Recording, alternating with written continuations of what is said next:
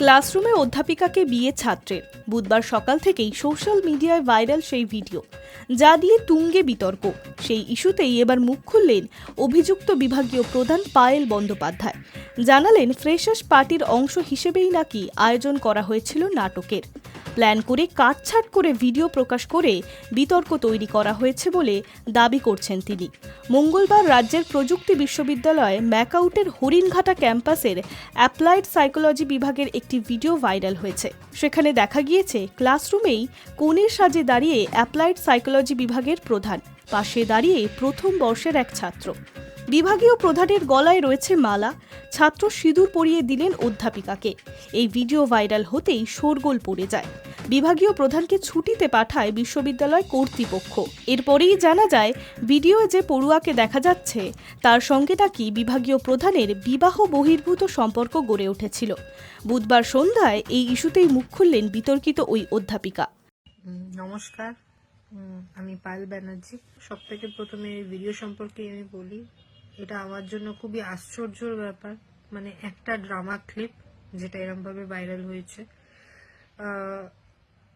Obviously সেই একটা অনেকে জিজ্ঞেস করেছে এই ভিডিওর ব্যাপারে, তো definitely it's part of drama clip. এটা অবভিয়াসলি অরিজিনাল না। At the end of the day ওটা একটা পার্ট অফ ড্রামা।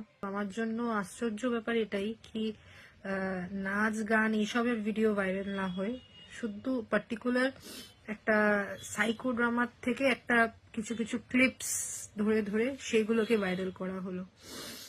এটাই আমার জন্য আশ্চর্য ব্যাপার। এবং এটা কে করেছে, কি উদ্দেশ্য নিয়ে করেছে, সেই ব্যাপারে আমি আর যাচ্ছি না, আমি বলতেও চাইছি না।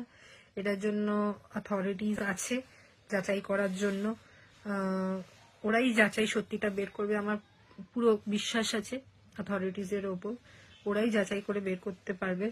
আমার তরফ থেকে যা পদক্ষেপ নেওয়ার, যে কি করছে না করছে হোয়াট এভার, এই ভিডিওস রিলেটেড লিগাল পদক্ষেপ বা যাই পদক্ষেপ নেওয়ার, সেটা আমি নিচ্ছি নিজের জায়গায়।